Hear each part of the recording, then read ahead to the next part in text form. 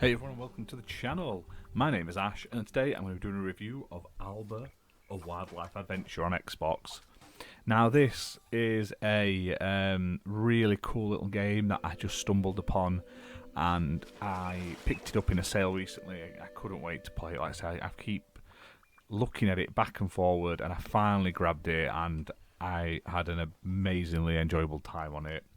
Now, it was developed by ustwo Games and published by PID Games, and it was released onto the Xbox on the 6th of the 9th, 2021, but it is also out on other consoles, and I believe it's just recently come out onto like Apple Arcade and on like iPhone and stuff like that as well. So I highly recommend, if you do like the look of this game, pick it up on either a console or phone, because it's just a super sweet game. So this is from the BAFTA-winning studio behind the Monument Valley and Assemble with Care games. And basically, you play as Alba, who is this little girl who visits her grandparents on this Mediterranean island. So when you get there, you basically hang out with your friend Ines, and they see an animal in danger, and they're like a dolphin, so they rescue it. And once they've rescued it, they decide to set up this sort of like animal welfare team, and they go out there like helping animals and wildlife and stuff like that. And you're basically trying to save this island resort. The mayor is basically, there's like a nature reserve, and he wants to knock it down basically and build this big ugly hotel instead of making the nature reserve better. So you and your friend are basically going around getting signatures and stuff like that from the residents, helping them out to get these signatures, and sort of fixing up this island to make it better for animals basically.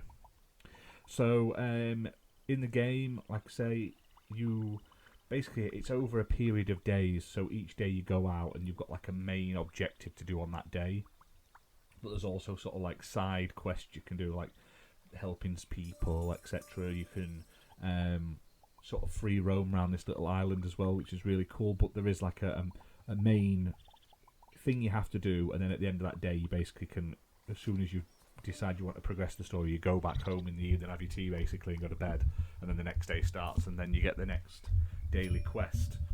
But the music itself is really fantastic.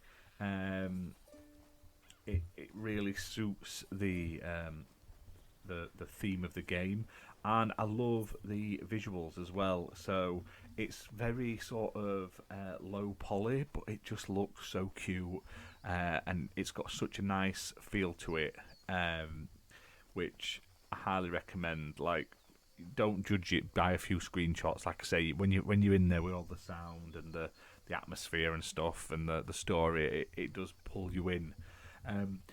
Basically, as well, you've got a camera phone, and you're photographing wildlife, so you can take photos of birds, animals, etc., to sort of catalogue them.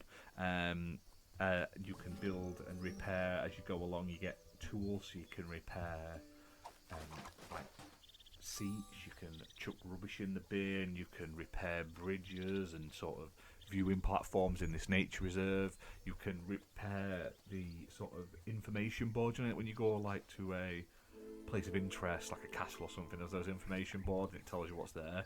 So basically, you rebuild it, and you have to take your own photos to refill them as well.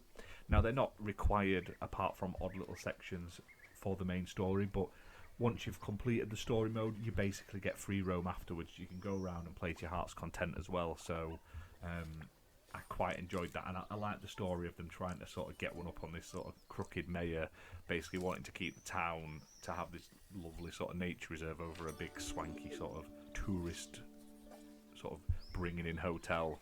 But it's a really sweet game. It's got a really sweet and a great sort of morals behind it. It's all about basically doing good deeds and enjoying your summer holiday basically on this island.